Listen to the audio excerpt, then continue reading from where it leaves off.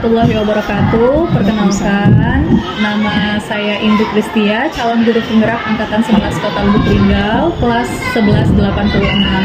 Saat ini saya sudah bersama dengan Umi Darmawati, SPD AUD, sebagai Kepala RA An-Najiyah Kota Lubuk Linggau. Assalamualaikum Umi, apa kabar Umi? Waalaikumsalam, alhamdulillah baik. Sekarang calon guru penggerak, insya Allah mudah-mudahan kami doakan jadi guru penggerak. Amin ya Allah. Ya Umi, terima kasih ya Umi. Kemarin sempat mengkonfirmasi terkait dengan akan melaksanakan wawancara nih Umi, karena ini adalah tugas di mana harus mewawancarai 3 pemimpin yang ada di sekolah. Karena kita yayasan, jadi alhamdulillah cukup mudah ya Umi. Jadi kita punya RA, SD, SMP, dan SMA An-Najiyah Kota Lubuk Linggau. Jadi sebelumnya terima kasih banyak Umi telah meluangkan waktu untuk senantiasa diwawancarai saya ya Umi.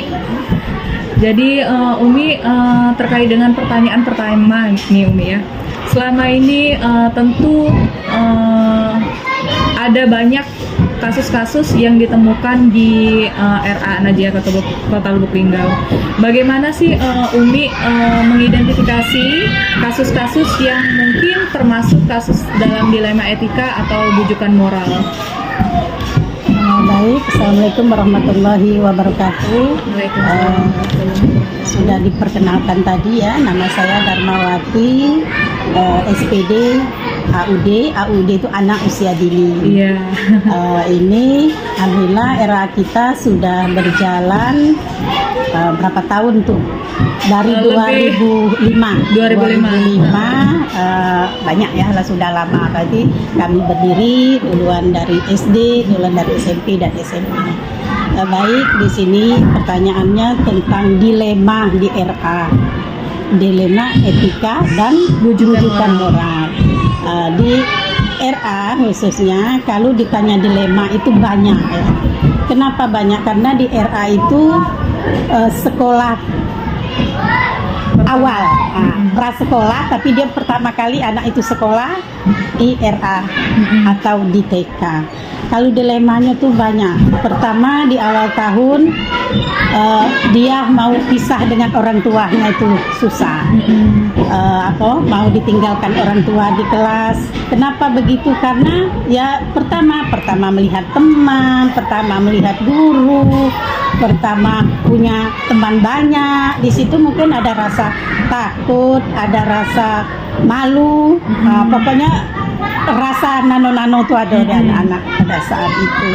Tapi beriringnya waktu dengan bujukan moral kami sebagai guru, ya kebiasaan kami sehari-hari melatih anak dengan itu kebiasaan sehari-hari seperti kami mengajarkan disiplin, mengajarkan apa tuh kita harus mandiri. Bagaimana caranya anak itu bisa lepas dulu dengan orang tua, cuma 2,5 jam bisa tinggal di sekolah ini. Jadi PR-nya tuh banyak ya Mi ya kalau di RA tuh. Sangat. Jadi kalau tingkat SD kan kelanjutan. Tapi yang pertama kali tentu Dewan Guru kan tidak langsung mengajarkan akademik dulu ya Mi ya. Tapi pasti adaptasi untuk anak itu mandiri terus bisa dilepas oleh orang tua ketika lagi berada di sekolah ya Mi. Jadi Umi selama ini bagaimana Umi menjalankan pengambilan keputusan di sekolah, terutama untuk kasus dilema etika, di mana kasus ini juga ada 2 kepentingan yang mungkin memiliki sama-sama benar, kemudian juga sama-sama mengandung nilai kebajikan ini. Ya, kami mengambil keputusan karena kita tadi contoh nih kegiatan awal ya. Jadi bagi kita pertama tahapnya gimana anak itu mau ditinggalkan di sekolah.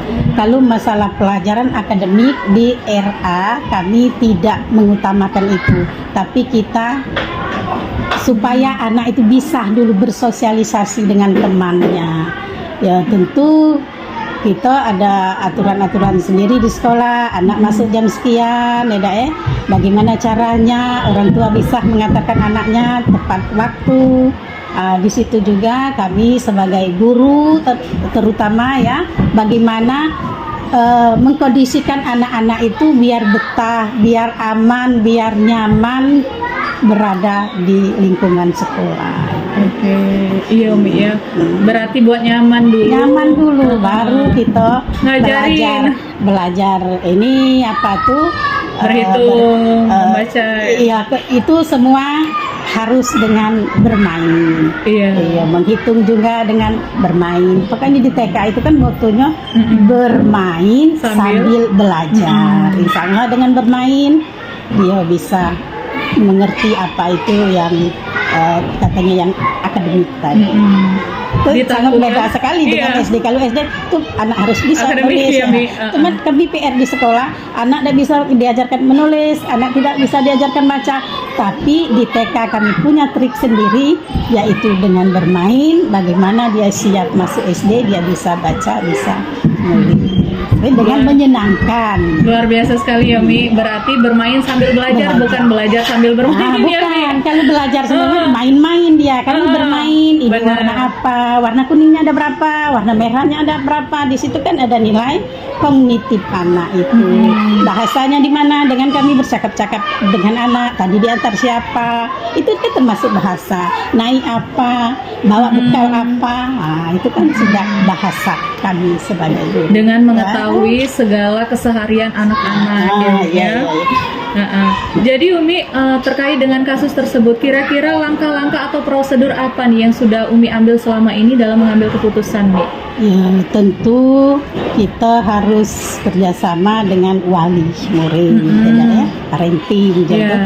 Jadi apapun yang pelajaran yang kita ajarkan di anak di sekolah, wali murid harus tahu. Itulah ada buku-buku hubung, ya. Apa materi belajar di sekolah, kami tulis di buku hubung. Orang tua menerima itu, jadi dia tahu. Dan kegiatan anaknya di sekolah dia tahu. Seperti di sekolah kami ada nilai catatan anekdot. Itu kalau anaknya tidak mau nulis, anaknya selalu mau di luar, umpamanya anaknya sering nangis, itu kami kerjasama dengan wali murid, tentu melibatkan juga wali kelas dan guru.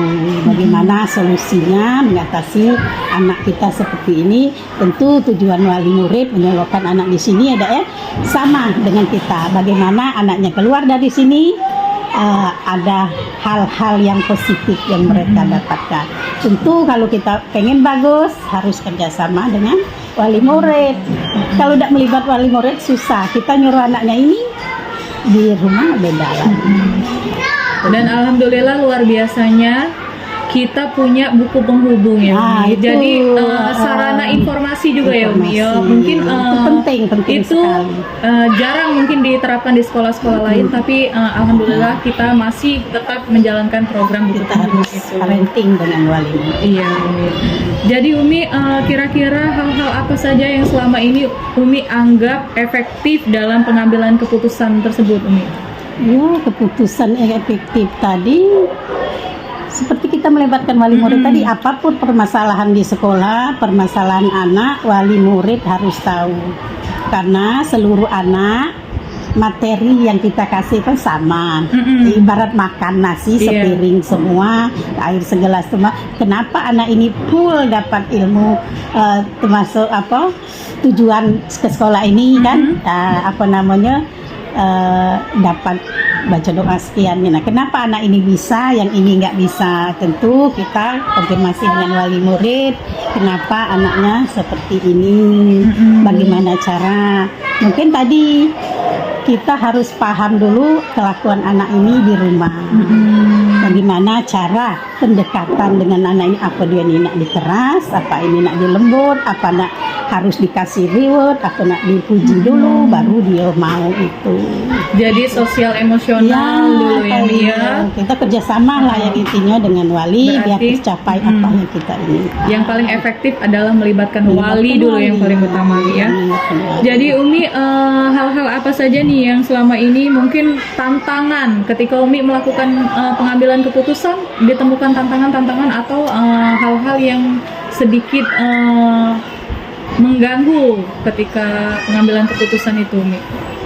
Sebenarnya kalau tantangan itu Ya, kadang orang tua tak terima kelakuan anaknya seperti itu ya. Nah, kita awal nak bilang gimana ya, sementara anak ini mungkin ini kita ambil ngajinya sudah sekian, tapi anaknya belum. Nah, kadang ada sebagian wali itu kurang menerima dengan kekurangan anak mereka itu. Tapi bagaimanapun caranya kita berusaha dengan kata-kata yang bagaimana.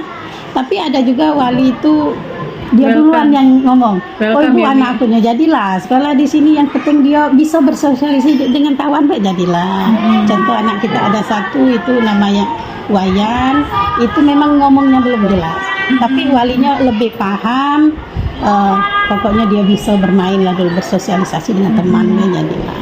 Kalau tantangan yang besar ini kan agak kurang karena wali lebih paham keadaan anaknya itu. Ya waktu setahun kan tidak bisa spontan. Kalau di SD itu kan lama membimbing anak. Berarti paling berbeda persepsi ya Mi ya antara orang tua dan guru ya Mi ya. Tapi pokoknya itu kita harus menyamakan bagaimana pokoknya tujuan kita mendidik anak ini ke depannya itu sama, mencerdaskan. Luar biasa berusaha, ya Umi. Selalu berusaha, semangat terus ya Umi ya. Lalu Umi, apakah Umi memiliki katakanlah sebuah tata kelola atau jadwal tertentu dalam penyelesaian kasus? Apakah Umi menyelesaikan kasusnya langsung di tempat atau Umi membuat jadwal tertentu nih untuk menyelesaikannya? Kemudian bentuk atau prosedur seperti apa yang Umi jalankan? Baik, kalau ada seperti kasus-kasus anak yang agak besar, biasanya anak itu berkelahi ya, sampai menimbulkan bekas luka atau bagaimana, itu kadang anak itu lebih duluan melapor dengan wali. Tapi saya selalu berpesan dengan guru, jika ada anak yang jatuh, berkelahi sampai menimbulkan bekas, kasih tahu dengan orang tuanya lebih awal dari anaknya. Jangan sampai wali itu tahu dari anaknya ya. Itu penting sekali. Jadi begitu dijemput kita harus kasih tahu karena ada beberapa waktu tertentu anak itu lebih cepat melapor ketimbang guru. Nah, di situ orang tua mulai telepon sini. Tapi saya ngambil keputusan seperti ini. Kita ketemu di kantor besok jam sekian. Kalau dia berkelahi, dua wali harus harus hadir. Kalau memang dia jatuh kejedot, ya wali itu saja kita harus bertemu. Ada wali itu ya datang, ada cukup dengan telepon dengan wali kelasnya menceritakan tentang peristiwa, ada juga cukup. Tapi kalau dia bertemu dengan Umi selalu jadwalkan jam 9 harus ada di sekolah. Karena saya tidak pernah ada ketemu jam 8, jam 10. Saya jam 9. Jam 9 itu masih pagi, berarti, masih fresh ketemu. Kondisional ya Umi. Kalau seandainya memang darurat kasusnya berarti langsung ditindaklanjutin ya Umi. Tapi kalau seandainya memang membutuhkan wali kedua belah pihak kasusnya berarti harus dijadwalkan ya Umi ya. Jadi Umi dalam Umi mengambil keputusan, kira-kira adakah seseorang atau faktor-faktor yang membantu Umi dalam mengambil keputusan?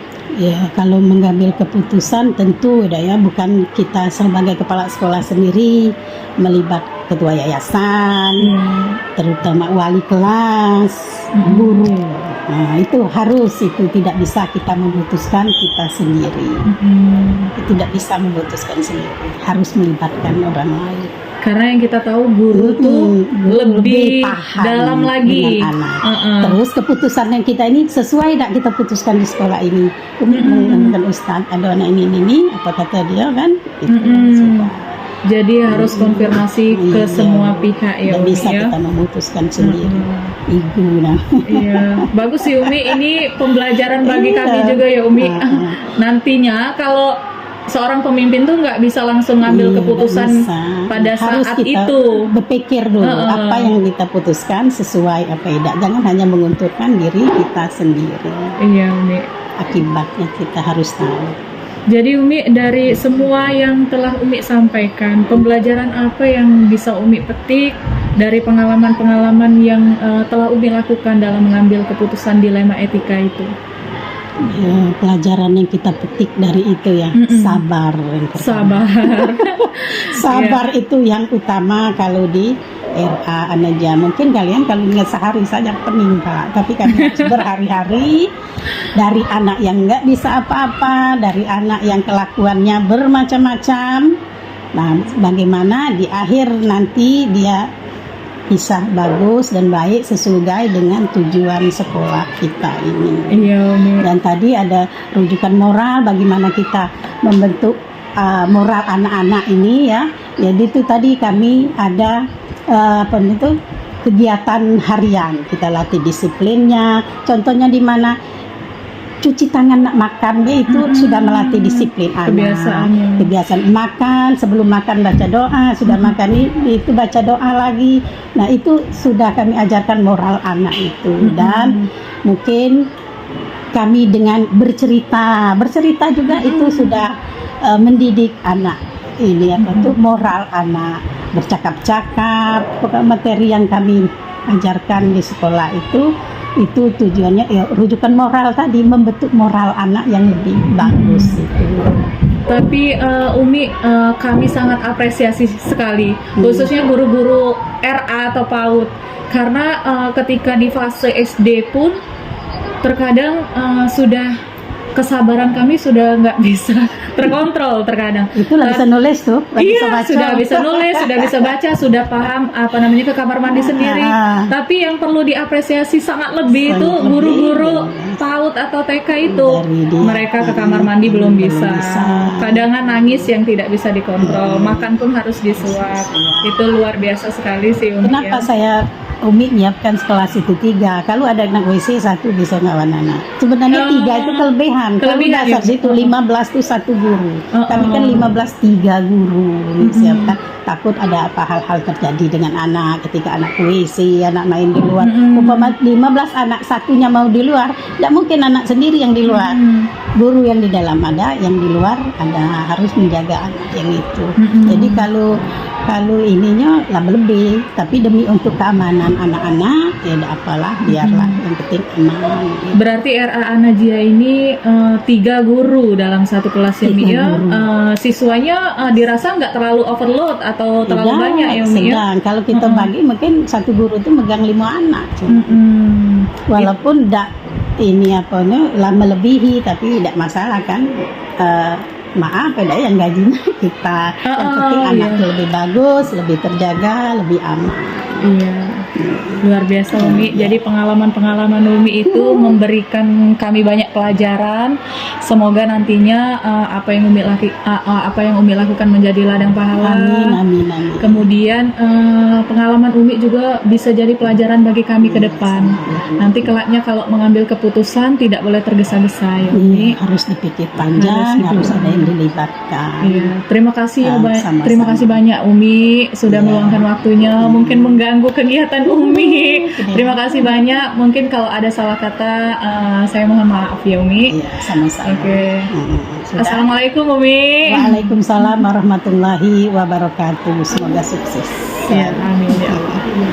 Assalamualaikum warahmatullahi wabarakatuh. Waalaikumsalam warahmatullahi wabarakatuh. Alhamdulillah saat ini saya sedang bersama Kepala SD Integrasi Anajia Kota Lubuk Linggau kepada Ustadz Muhammad Firdaus. Dan alhamdulillah ya Ustadz, kemarin sudah sempat konfirmasi sama Ustadz terkait dengan tugas di mana harus mewawancarai 3 pemimpin yang ada di sekolah. Jadi salah satunya pemimpin di SD Integrasi Anajia Kota Lubuk Linggau. Oke Ustadz, bagaimana Ustadz kabarnya hari ini Ustadz? Alhamdulillah baik. Alhamdulillah ya Ustadz. Jadi Ustadz mohon boleh Ustadz memperkenalkan diri terlebih dahulu Ustadz. Baik, perkenalkan nama saya Muhammad Firdaus. Saya Kepala Sekolah SD Integrasi Anajia Kota Lubuk Linggau. Oke, Ustadz izin bertanya ya Ustadz. Nanti akan ada beberapa pertanyaan terkait dengan kasus-kasus yang mungkin terjadi di sekolah kita Ustadz. Jadi untuk mengawali pertanyaan yang pertama itu, Mungkin selama ini Ustadz sering kali menemukan kasus-kasus baik terkait dengan dilema etika maupun terkait dengan rujukan moral. Jadi bagaimana sih Ustadz dapat mengidentifikasi terkait dengan kasus-kasus yang menyangkut tentang dilema etika ataupun rujukan moral, Ustadz? Ya, bagaimana kita cara itu mengidentifikasinya? Mungkin salah satunya adalah bagaimana kita mencari atau mempelajari kemudian menelaah menyimpulkan kasus yang terjadi terkait dengan rujukan moral maupun dilema etika. dilema etika ini kemudian menjadi bahan kita tindak lanjuti, kemudian kita baru mengambil keputusan baik yang berkaitan dengan dilema etika maupun rujukan moral tersebut. Itu seperti itu. Iya, berarti menganalisis dulu ya Ustadz Ya, ya, jangan kita langsung ambil ambil, tindakan. ya. Oke Ustadz. Jadi selama ini Ustadz, bagaimana Ustadz menjalankan pengambilan keputusan di sekolah Ustadz? Terutama untuk kasus-kasus dilema etika ini tentu ada dua kepentingan yang sama-sama benar, terus Ya. juga menyangkut dengan nilai-nilai kebajikan yang ada di sekolah Ya, kita Ustadz. langkah pengambilan keputusan salah satunya itu adalah kita mengenali bahwa nilai-nilai itu saling bertentangan dari suatu situasi ini ya, yang terkait dengan hal-hal yang sudah disebutkan tadi. Kemudian bagaimana kita menentukan siapa yang terlibat dalam situasi ini, ya, siapa baik itu guru maupun siswa sebagainya.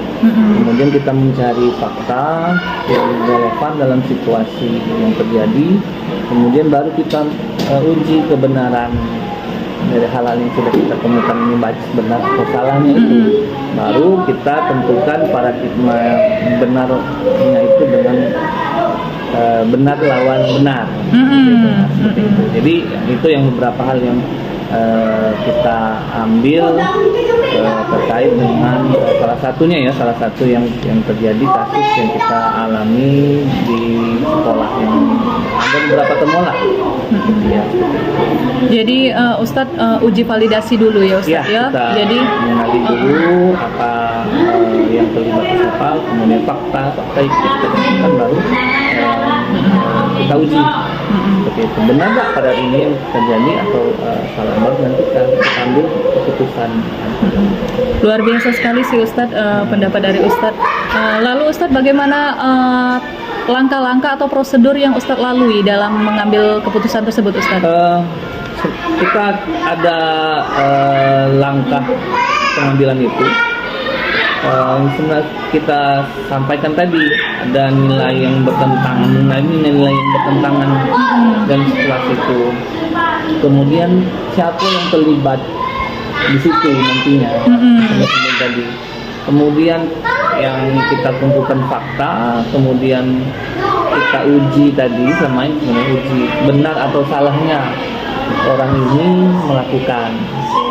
Ketika sudah benar berkali itu tidak. Kalau sebaliknya kalau salah, kemudian kan baru kita melakukan yang namanya resolusi ataupun hasil dari investigasi yang kita lakukan seperti itu. Ya, tentunya ada intinya ada yang benar lawan benar, karena dua hal itu bertentangan, pasti ada yang salah satu yang benar. Berarti ada hal-hal yang tak terduga dari Ya, kasus itu, kemudian ada sesuatu yang mungkin bertentangan, Ya. dan dilanjutkan ada solusi juga ya Ya, Ustadz dari solusi kasus kita tersebut. ambil gitu, apa ada contoh dilematika misalnya kecurangan yang dibantu, beda itu kan, ada kecurangan yang dibantu gitu. Oke, iya, Itu Ustaz. kan. Lalu Ustadz, hal-hal apa yang selama ini mungkin Ustadz anggap paling efektif dalam pengambilan keputusan ketika menemukan kasus dilema etika? Ketika dilema etika ini sebenarnya hal yang kita ambil adalah komunikasi. Komunikasi yang sifatnya karena ini adalah moral, ya, maka komunikasi itu dibutuhkan dalam hal dilema etika ini, karena bisa jadi keduanya benar tapi saling bertentangan kaitan dengan moral, maka itu komunikasi butuh antara atasan dengan bawahan atau rekan kerja sama rekan kerja itu sangat dibutuhkan, maka itu yang dibutuhkan yang pertama kali adalah komunikasi. verifikasi. Iya Ustadz. Tentu ketika Ustadz mengambil keputusan pasti ada tantangan kan Ustadz yang Iya. ditemui ketika dalam pengambilan keputusan. Iya. Lalu tantangan seperti apa Ustadz yang pernah Ustadz temui? Oh, yang pertama itu adalah kurangnya pemahaman dari rekan kerja sama guru ya. Bagaimana keputusan kita sangat sederhana dalam ini itu sulit untuk menjelaskan. Kemudian adanya mungkin keterbatasan informasi bahwa halnya itu ada hal-hal yang mungkin kita tidak perlu atau tidak usah kita lakukan dalam hal yang terkait misalnya dilema etika atau pendidikan moral sebagainya itu. Kemudian kita lebih kepada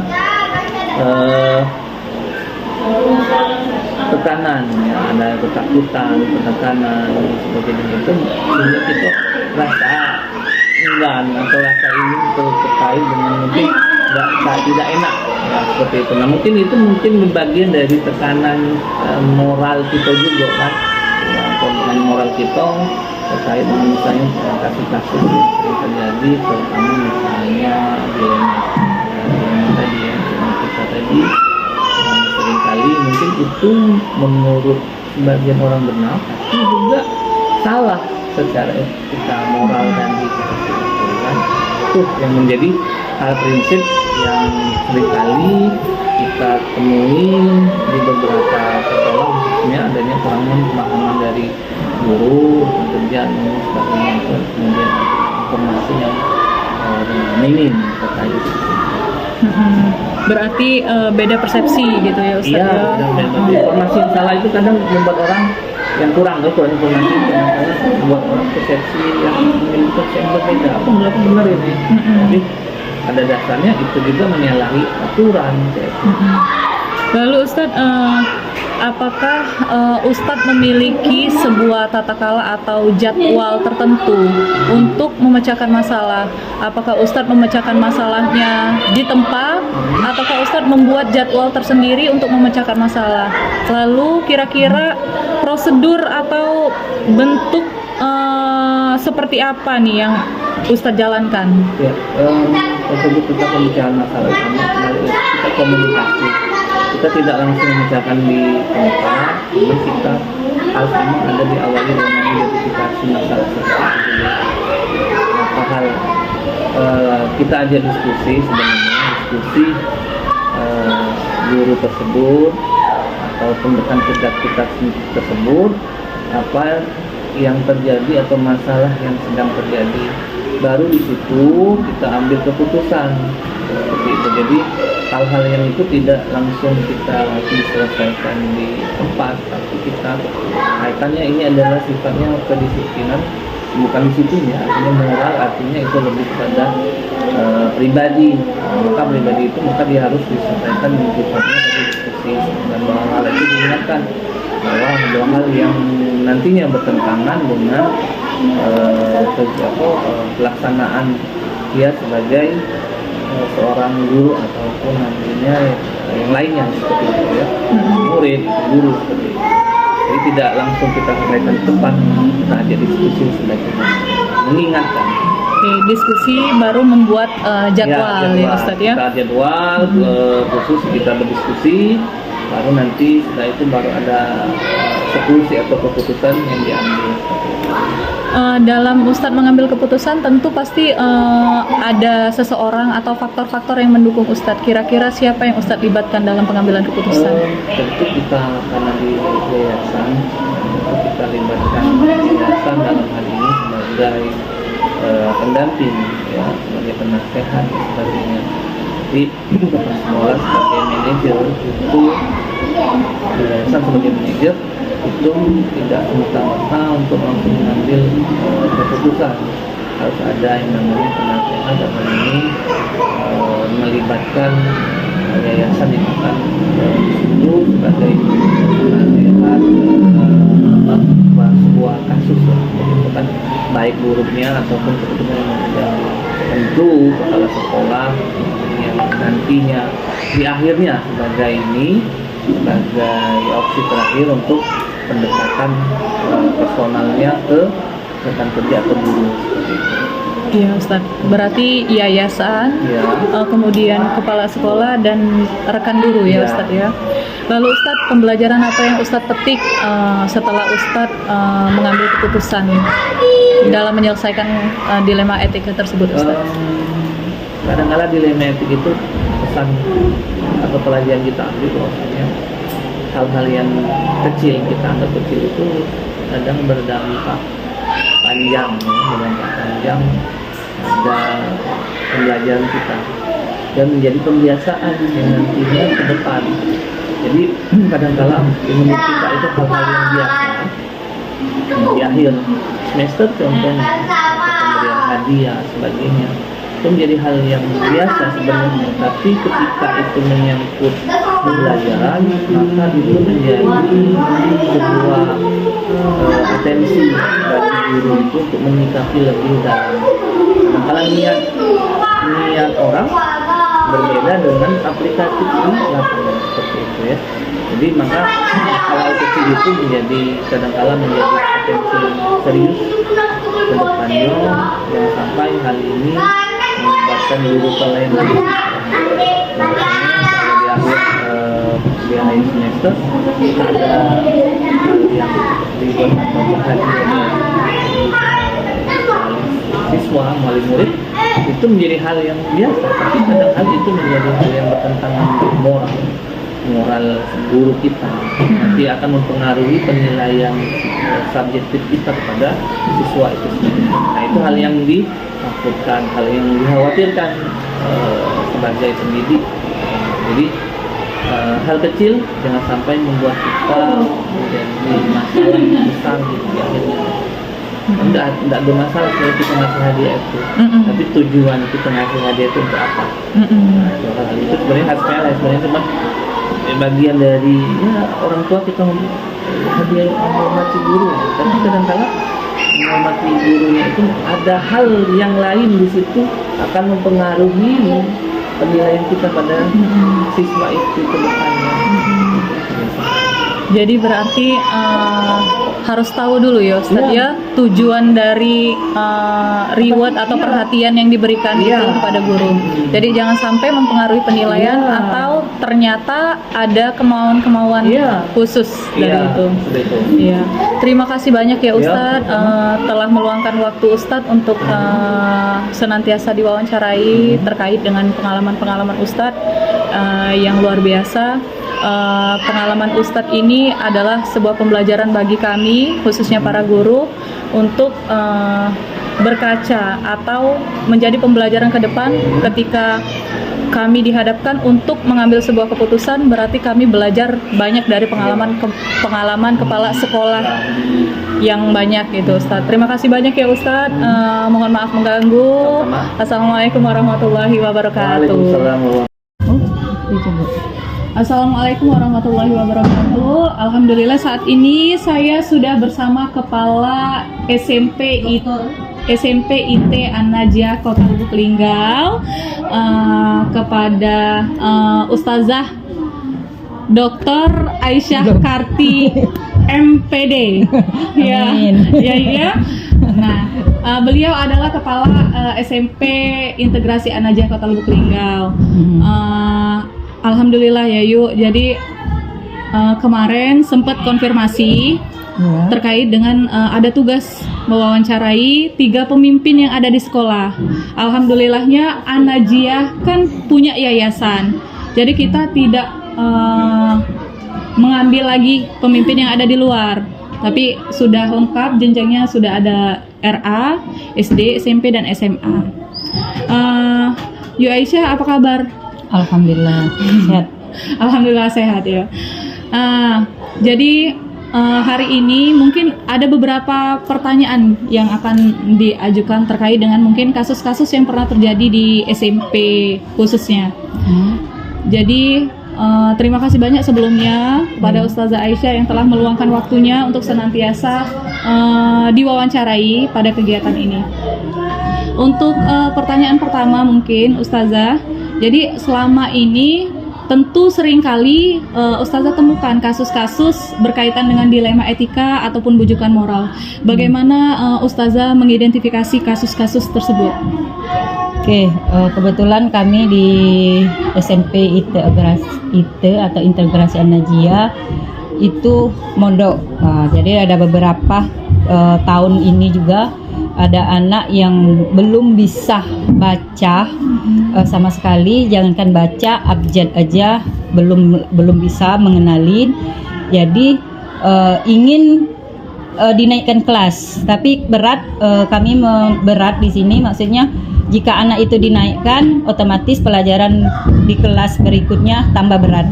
Makanya kami dilema ketika dan kalaupun tidak dinaik kelas, mempertimbangkan takutnya anaknya malu atau dia nanti keluar dari pondok itu. Makanya ada masalah seperti itu. Jadi sudah masuk jenjang SMP, kasusnya belum bisa baca ya, Ustazah belum ya? bisa baca.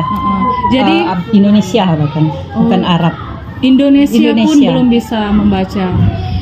Jadi kira-kira Ustazah selama ini bagaimana Ustazah menjalankan pengambilan keputusan untuk menangani kasus dilema etika tersebut?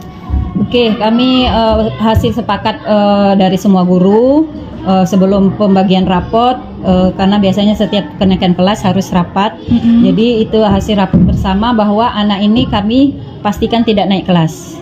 Karena dengan catatan kami panggil walinya, maksudnya dengan catatan anak ini kalau dinaik kelas, kasihan anaknya nanti tambah berat beban pelajarannya di kelas yang akan naik itu, misal dari kelas 1 kelas 2 seperti itu. Kasihan, jadi orang tuanya akan kami panggil, mau tidak mau kami tidak menaikkannya.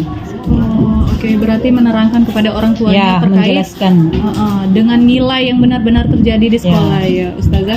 Jadi kira-kira langkah-langkah atau prosedur apa nih yang Ustazah ambil dalam pengambilan keputusan kasus dilema etika? Oke, yang pertama ketika bagi rapot, kami kan mewajibkan seluruh santri itu harus ada wali. Karena kami akan menjelaskan bahwa nilai anak itu kalau di pondok murni. Karena kami bagi rapot itu pondok, kalau dapat 5 kami tulis 5, kalau dapat, jadi memberitahu kepada wali jangan sekali menghakimi anak yang itulah yang dia dapat, sebesar apapun, sekecil apapun itulah yang anak dapat di pondok. Jadi memanggil pertama wali, kami panggil, kami jelaskan oleh wali kelas masing-masing. Nanti kalaupun ini dari yayasan, dari kepala sekolah itu sendiri, dan juga dari guru-guru yang lain. Oke, berarti melibatkan seluruh stakeholder yang ada di sekolah ya Ustazah. Luar biasa sekali Ustazah dalam mengambil langkah-langkah pengambilan keputusan tersebut. Lalu hal-hal apa yang selama ini Ustazah anggap paling efektif dalam mengambil keputusan dalam kasus dilema etika tersebut? Yang pertama mungkin kami kasih peringatan kepada anak yang bersangkutan supaya meningkatkan dalam belajar. Kemudian juga dari gurunya kami kasih pembimbingan khusus supaya dia menjadi perhatian yang khusus karena dia berbeda dengan teman yang lain. Kedua, kemudian selanjutnya yaitu tadi kami panggil walinya dan memberitahu dan juga memberikan maksudnya supaya juga didukung oleh orang tuanya. Jadi kerjasama antara wali dan guru dan sekolah berjalan. Jadi pertama berarti stimulus dulu kepada anak. Ya. Kemudian baru dampaknya ke orang tua dulu ya Ustazah ya. Lalu Ustazah, tentu ketika Ustazah mengambil sebuah keputusan, pasti menemukan tantangan atau halangan-halangan. Kira-kira setelah Ustazah mengambil keputusan tersebut, tantangan apa yang pernah Ustazah temui?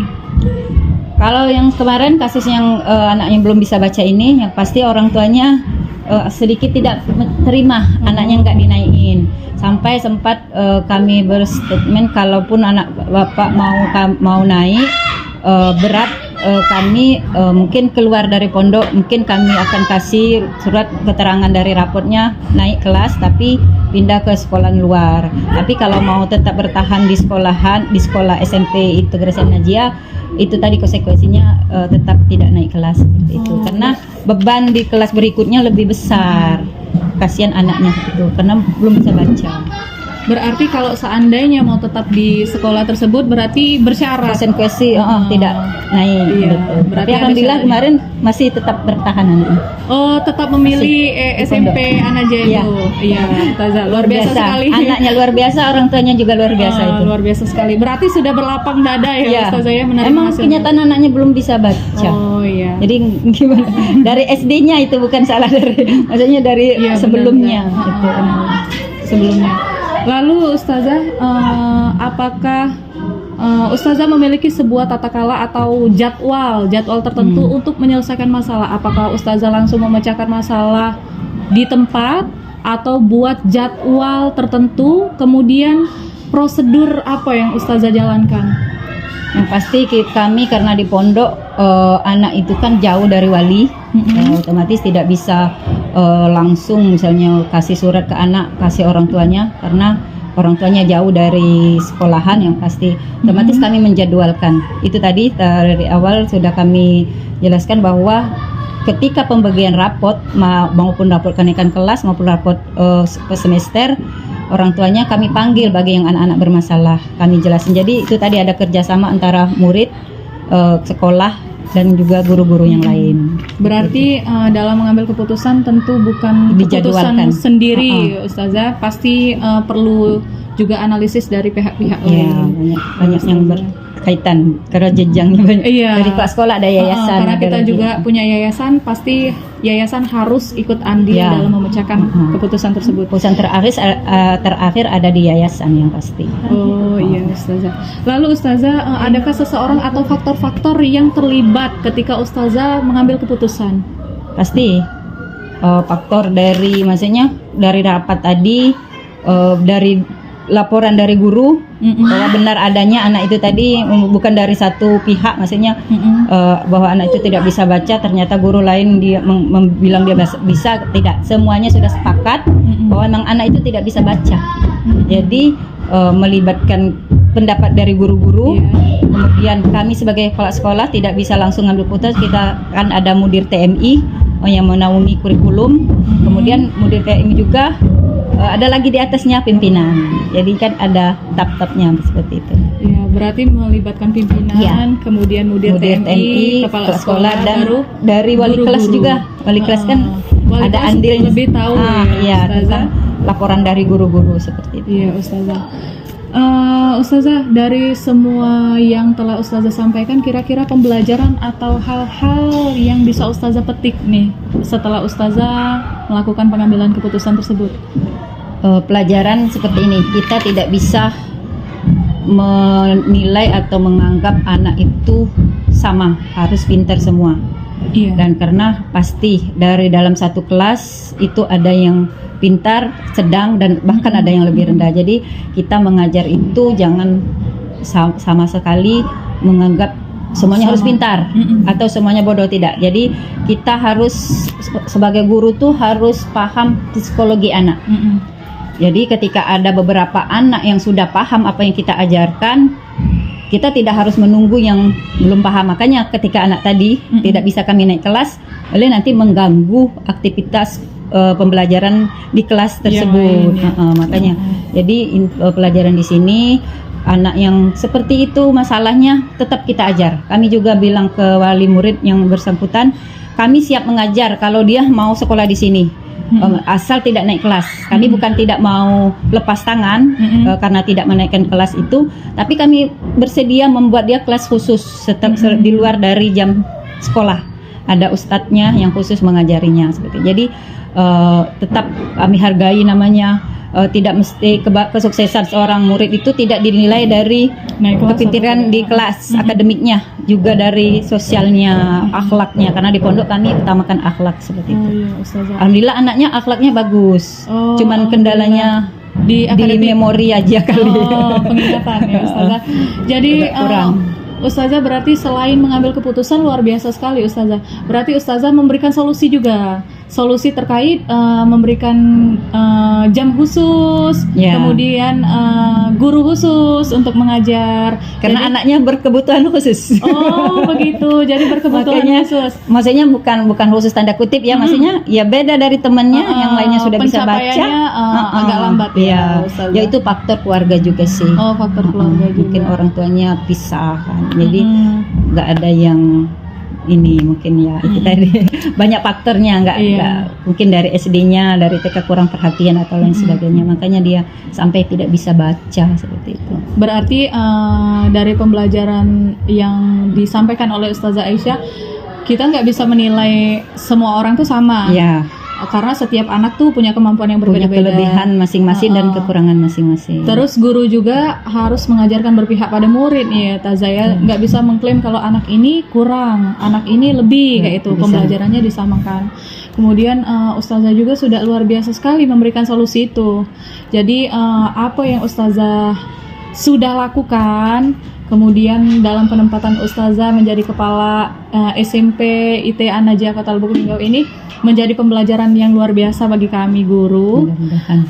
Dan semoga apa yang Ustazah lakukan itu adalah langkah yang paling baik, kemudian berdampak baik bagi semua orang Amin. dan diri Ustazah sendiri, dan menjadi amal jariah juga ya Amin. Ustazah. Terima kasih ya Ustazah Aisyah telah meluangkan waktunya berbincang-bincang sedikit dengan saya.